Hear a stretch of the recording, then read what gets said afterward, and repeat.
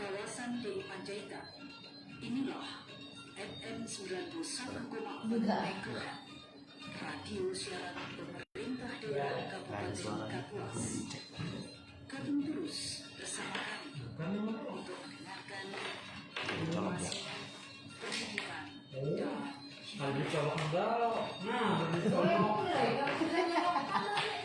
dan Hai, sudah live loh.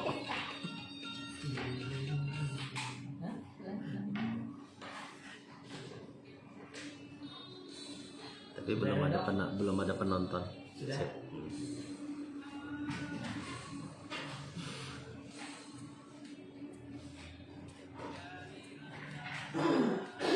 Boleh digedein nggak suaranya?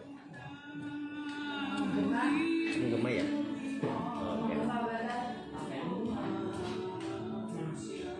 Gara-gara ini.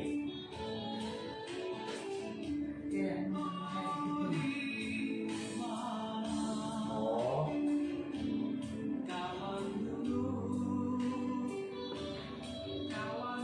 Dan Bapak sudah jelas lah. Bapak sudah jelas.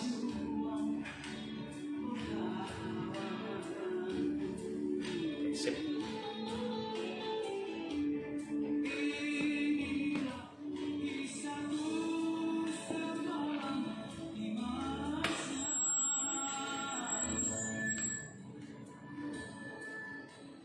Storing ya.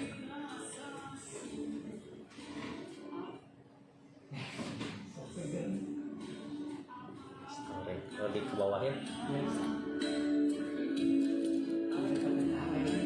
Ya. Oke.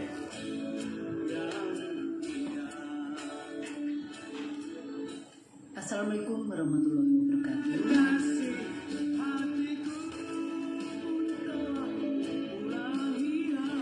Selamat pagi saudara pendengar yang berbahagia dimanapun Anda berada.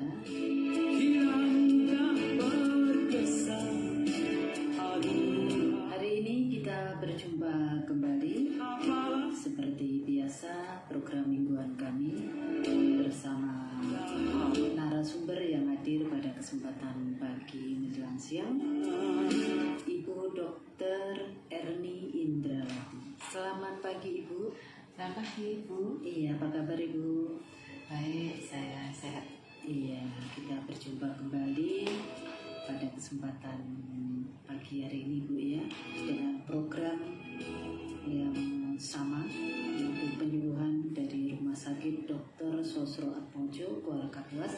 Nah, Ibu Dokter, kali ini sesuai judulnya ya, bersama kita lebih besar dari stroke. Nah Ibu, pada tanggal 29 Oktober ya, diperingati Hari Stroke dengan tujuan dari peringatan ini adalah meningkatkan kesadaran masyarakat global tentang penyakit stroke serta mengajak masyarakat dunia untuk mencegah penyakit ini sedini mungkin.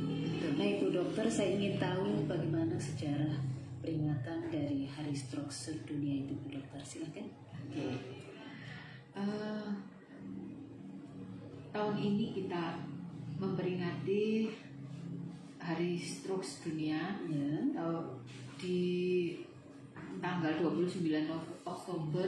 Meskipun ini sudah 10 hari, tapi biarlah ini semua tetap menggema ya pesannya yang bertema bersama kita hashtag lebih besar dari stroke, atau kalau dari bahasa Inggrisnya together we can hashtag greater than stroke. Nah, sejarahnya peringatan Hari Stroke Sedunia itu diawali karena keprihatinan akan semakin meningkatnya kasus stroke di seluruh dunia, bukan cuma di Indonesia. Iya. Desakan untuk memperingati Hari Stroke Sedunia dimulai tahun 1990-an karena kemajuan data stroke sedunia. Jadi setiap negara dengan kemajuan teknologinya, dengan kemajuan teknik mendiagnosa, Jadi memiliki data yang lebih akurat. Jadi setelah diketahui bahwa sekitar tahun 1990-an itu bahwa ternyata stroke itu semakin banyak. Nah, timbullah keprihatinan. Harus didesak nih seluruh dunia nih untuk lebih aware atau sadar bahwa stroke ini juga perlu diantisipasi. Nah, tahun 2004 pada tanggal 29 Oktober di Vancouver, Kanada diadakan Kongres Stroke pertama di dunia. Kemudian 2 tahun berikutnya tanggal 29 Oktober 2006 Dr. Vladimir Hasinski, seorang ahli saraf klinis, mencanangkan kesadaran masyarakat akan penyakit stroke.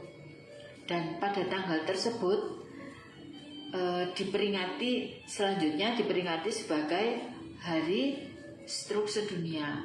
Hal ini juga mendapat dukungan dari organisasi stroke dunia atau World Stroke Organization.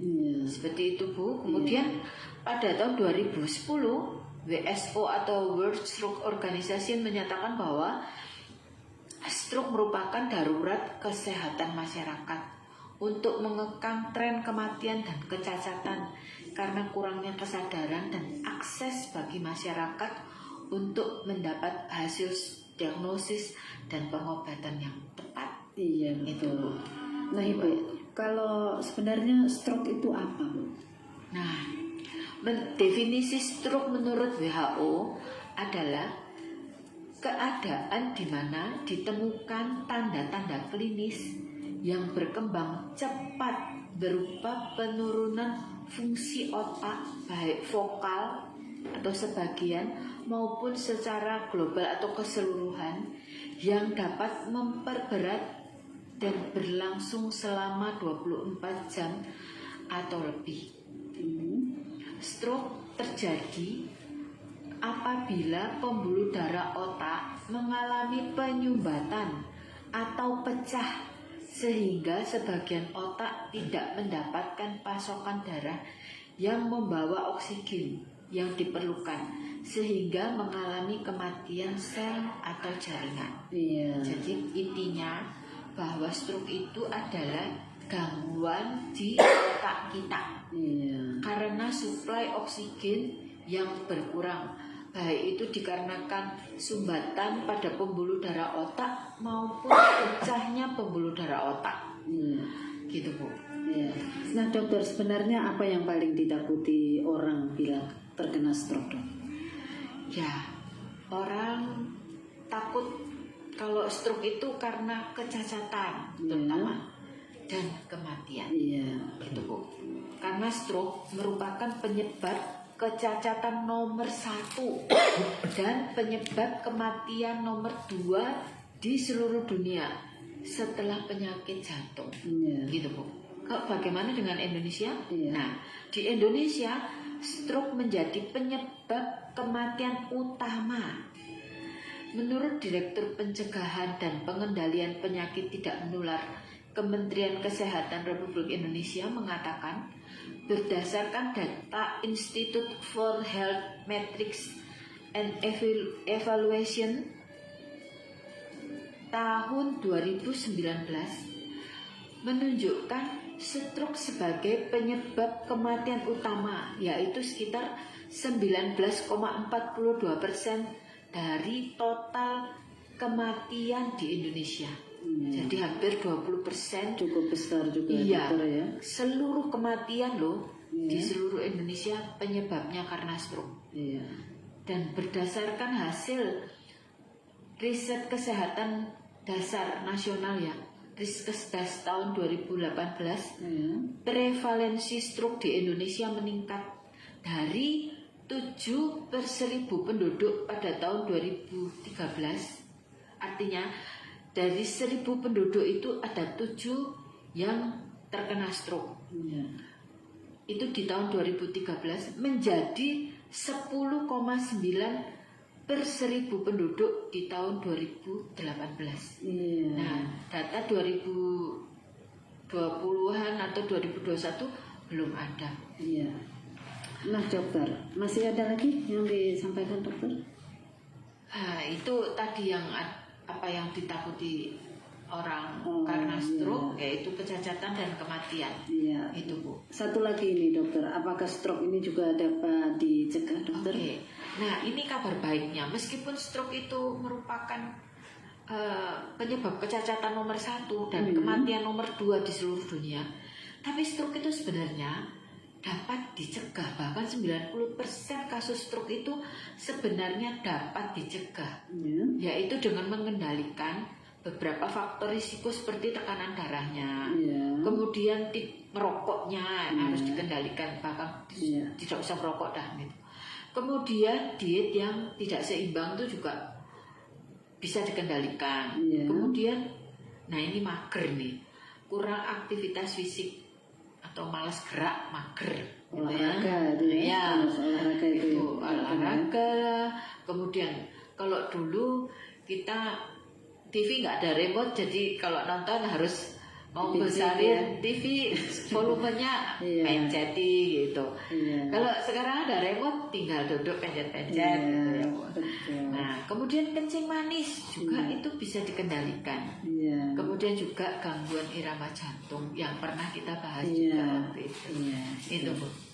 Nah Ibu Dokter, sebelum kita berlanjut masih tentang stroke, kita rehat sejenak untuk mendengarkan lagu.